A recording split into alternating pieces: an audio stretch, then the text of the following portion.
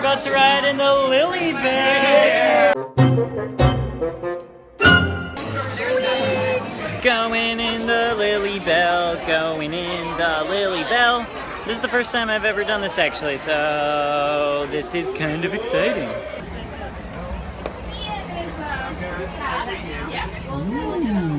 Wow! This is cool! Welcome you to the Lilly Belle, and I will give you some information about this beautiful car. Walt Disney was the one who had this idea for a parlor, or a presidential car, mind you.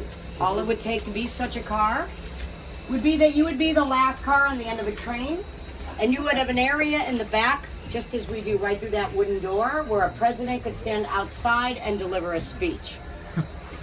Walt had a lot of great ideas, but Walt's ideas cost a lot of money. Yay. So the presidential car just kept getting pushed back. When the Lilly Belle first hit the rails was 1975.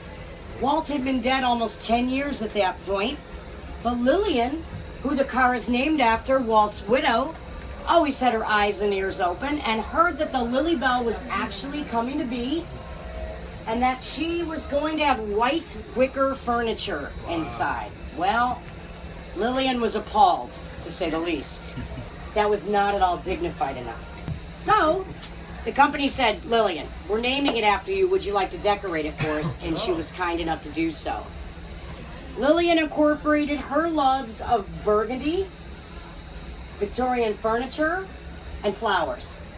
The flowers are in the carpeting, they're in the bouquets, they're in the white draperies, and in the inlay of the wood above you. That's all for Lillian. Just so you know also, this is the last swatch of carpeting from Walt Disney's apartment. Wow. So if you have not paid for a tour of the apartment, and I see you taking pictures of the carpet, I won't think you're weird at all. I would totally do the same thing. Now, Walt Disney loved Himalayan mahogany wood.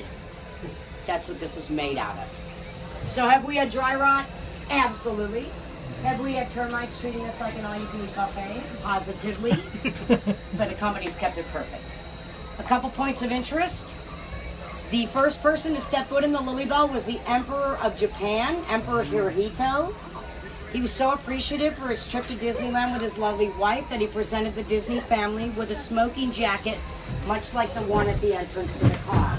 Right over here we have what's called a smoking screen. This needlepoint sign is a smoking screen. And what that means is that Walt smoked 3 packs of cigarettes a day. Lillian didn't smoke. So on their many train travels, Walt would puff away on his cigarettes, and Lillian, a very intelligent woman, mind you, would put that screen between them to keep the smoke out of her face.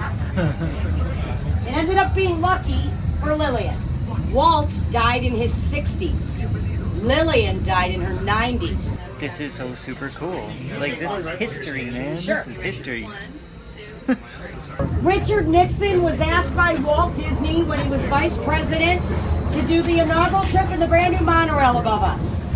Walt was very proud of the monorail. He could have asked anybody, but he asked the vice president. Well, when you ask the vice president, you have the wife, the kitties, the dog, the Secret Service, and a lot of press. Well, Walt was a man, folks. He got excited. He put him in the monorail and left the train platform. Oops. He forgot a group behind. Who did he forget? Secret Service. You got that right. He left with the Secret Service out on the platform. Whew. They're saying, Walt, you cannot kidnap the vice president. That was so super duper cool. Learned a lot of really amazing Disney history too. And Thank you. Happy thank birthday. you, Christy. You were really wonderful. Say hi to everyone. Hi. You were the best. Thank you so very much. much, dear. You're welcome.